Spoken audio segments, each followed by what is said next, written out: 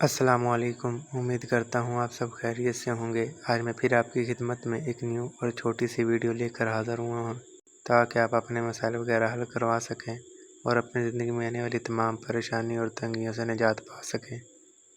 आज मैं आपके लिए एक इंतहाई आसान अमल लेकर हाज़िर हुआ हूँ। इस अमल को बच्चा तक कर सकता है।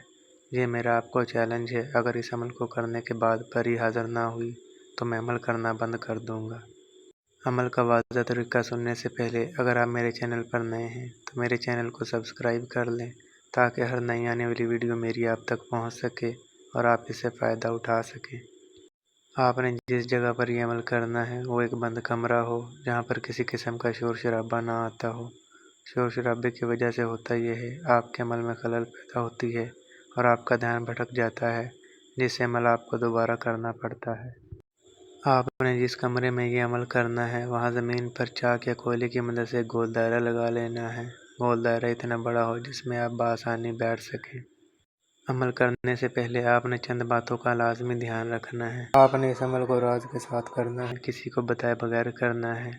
इस अमल को करने से पहले आपका यकीन अमल पर होना चाहिए। ऐसा ना हो आप अमल भी कर रहे हों और आपका यकीन भी अमल पर ना हो। इस तरह अमल में कामयाबी नहीं मिलती। अमल में कामयाबी के लिए यकीन का होना बहुत लाजमी है। इस अमल को मर्द करे चाहे औरत करे, इसकी कोई पाबंदी नहीं है। इस अमल को दिन में किया जाए चाहे रात में किया जाए, इसकी भी कोई पाबंदी नहीं है। अगर आप ये अमल दिन में कर रहे हैं तो कमरे में सूरज वगैरह की रोशनी यानी किरणें वगैरह आ रही हों तो कोई मसला नहीं है। और अगर ये अमल आप रात में कर रहे हों तो कमरे में बल्ब वगैरह की रोशनी ना हो तो आपने 2 मोमबत्तियाँ जला लेनी है। जब आपने अमल के लिए बैठना है तो आपने बावज़ू होकर बैठना है, किबला की तरफ मुँह करना है और अत्तहियात की शक्ल में बैठना है। अमल करने से पहले आपने अपनी आंखें बंद कर लेनी है और अमल करना शुरू कर देना है। आपने 44 मरतबा, याद रहे 44 मरतबा या अल्लाह पढ़ना है। आप इस अमल के लिए एक तस्बीह का भी इस्तेमाल कर सकते हैं। एक मरतबा या अल्लाह कहने के बाद तस्बीह का एक दाना आगे की तरफ कर देना है। इसी तरह दूसरी दफ़ा कहने के बाद तस्बीह का दूसरा दाना आगे की तरफ कर देना है। 44 मरतबा ये अमल पूरा होने के बाद आपके सामने एक परी हाज़िर होना शुरू हो जाएगी, जिससे आपने बिल्कुल नहीं घबराना, क्योंकि वो भी अल्लाह ताला की बनाई हुई मखलूक है। उसे भी अल्लाह ताला ने बनाया है। चंद सेकंडों में वो आपके सामने मुकम्मल हाज़िर हो जाएगी। हाज़िर होते ही परी सबसे पहले आपको सलाम करेगी और आपने उसे सलाम का जवाब देना है।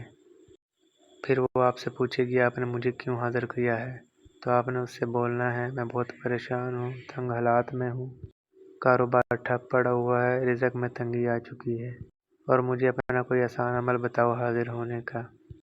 तो वो आपको अपना आसान हाज़िर होने का अमल भी बताएगी और आपकी ज़िंदगी में जितनी भी तकलीफ़ हैं उन सबको ख़त्म कर देगी।